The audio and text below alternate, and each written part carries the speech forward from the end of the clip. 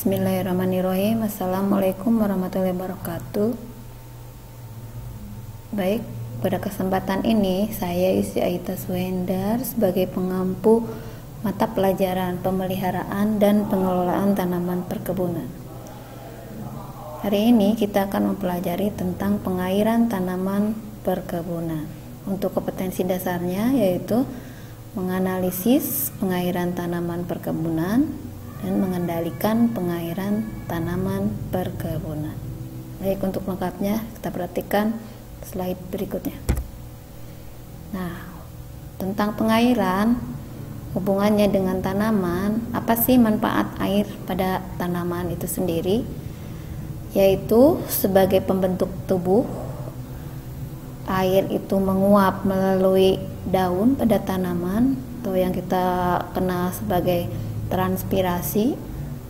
Air itu menguap melalui air tanah atau yang kita kenal sebagai evaporasi, dan air itu meresap di dalam tanah atau yang kita kenal sebagai infiltrasi.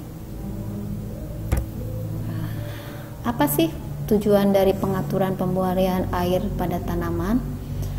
Yang pertama itu menjamin tanaman mendapatkan jumlah air yang cukup pada zona perakarannya sehingga akan memberikan produksi yang optimal. Yang kedua, menjamin ketersediaan air untuk menghadapi kekeringan pada jangka pendek. Dalam hal ini, pemberian dan pembuangan air dikendalikan dalam jumlah dan waktu, atau kita sering mengenal dengan kata irigasi atau penyiraman. Nah, air itu sendiri mempunyai pengaruh positif dan negatif. Jadi tidak semuanya air itu dibutuhkan oleh tanaman. Pengaruh positifnya yaitu yang pertama, nutrisi yang terbawa atau yang terlarut dalam air itu dapat menyuburkan tanaman.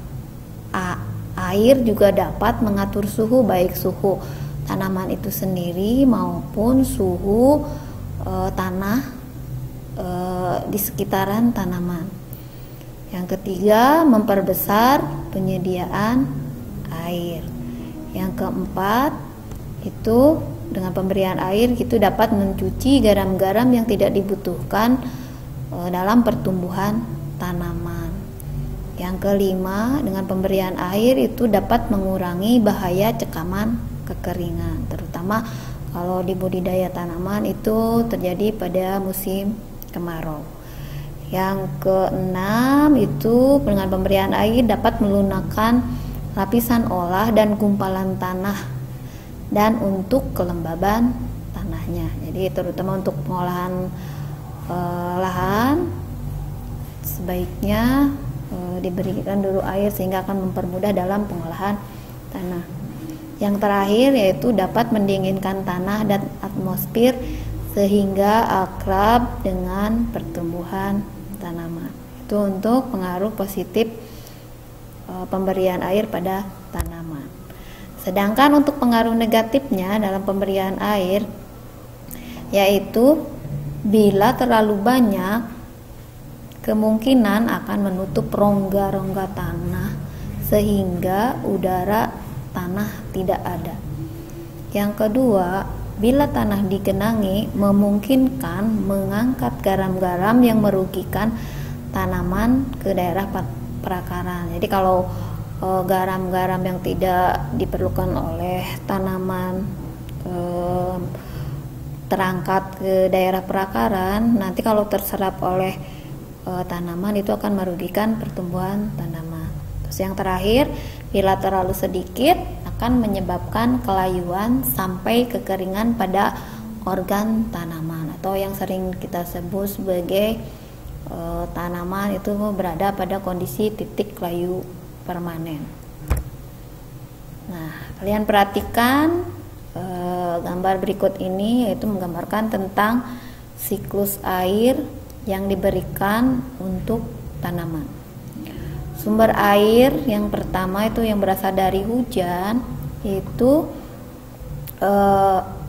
akan masuk dalam permukaan tanah yang disebut dengan infiltrasi. Sedangkan yang tidak masuk ke dalam tanah yang disebut dengan runoff atau aliran permukaan.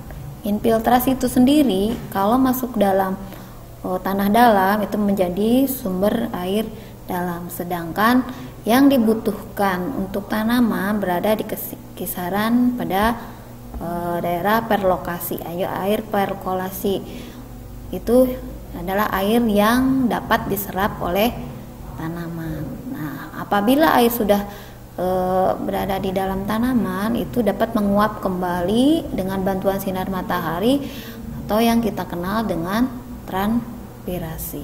Nah, air yang ada di tanah juga bisa menguap atau yang kita disebut dengan evaporasi. Jadi air untuk tanaman itu sangat dipengaruhi oleh transpirasi dan evaporasi, atau bisa digabungkan sebagai penguap evapotranspirasi, dipengaruhi oleh evapotranspirasi.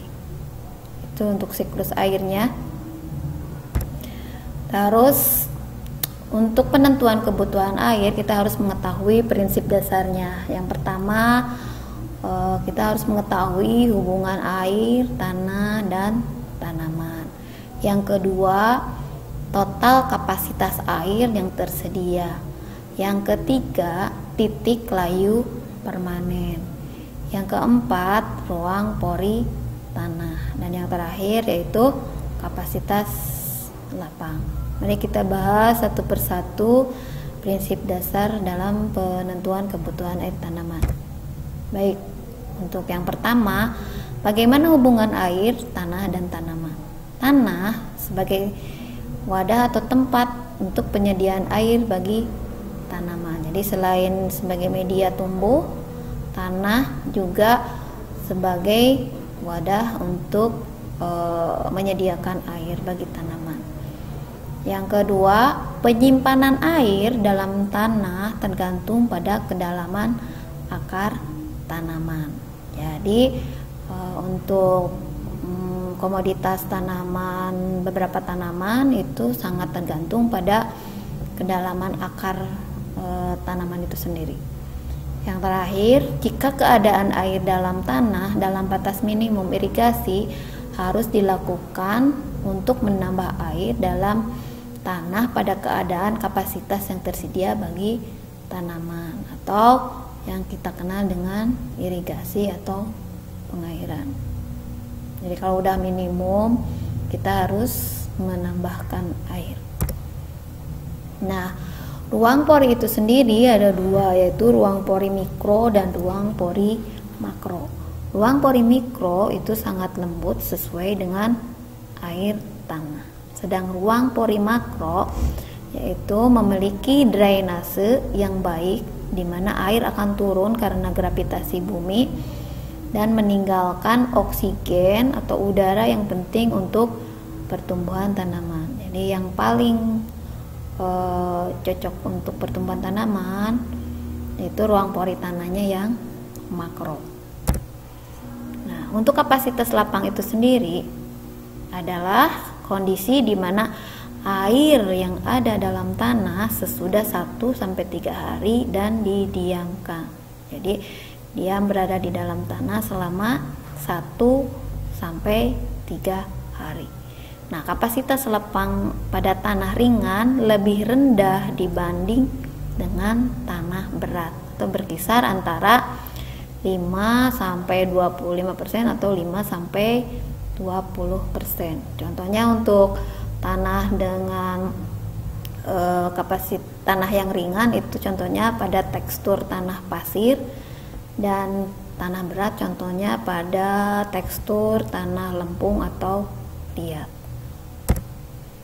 Nah, layu permanen. Titik layu permanen adalah pada tekanan 15 atmosfer tanaman tidak dapat mengambil air dalam tanah. Karena apa? Karena keadaan airnya tidak ada, atau karena kondisi tanaman itu sendiri sudah layu permanen. Jadi kalau kondisinya sudah layu permanen, sebanyak apapun air yang kita berikan atau penyiraman yang kita kasihkan kepada tanaman itu tidak dapat diserap oleh tanaman. Ujung-ujungnya tanaman akan mati. Nah, untuk total kapasitas air yang tersedia itu dimana bisa diartikan sebagai perbedaan antara titik layu dan kapasitas lapang, dimana total kapasitas air tersedia dan juga dinyatakan dalam persen dan berat kering tanah. Jadi kapasitas penyimpanan air yang aktual dalam tanah itu adalah perbedaan antara layu, titik layu dan kapasitas lapang atau dikenal dengan TAWC. Itu dinyatakan dalam persen dari berat kering tanah. Nilai dari total kapasitas air tersedia berkisar antara 3% untuk tanah ringan sampai lebih 15% untuk tanah berat. Nah, untuk menghitung atau mempelajari lebih dalam lagi total kapasitas air tersedia, nanti kita akan bahas pada pertemuan berikutnya. Nanti kita ada rumus bagaimana cara menghitung total kapasitas air tersedia. Demikian materi pertemuan hari ini, semoga bermanfaat. Kalau ada yang tidak mengerti boleh chat atau tanyakan kepada ibu dalam chat room bisa via WA atau via classroom. Demikian, terima kasih. Wassalamualaikum warahmatullahi wabarakatuh.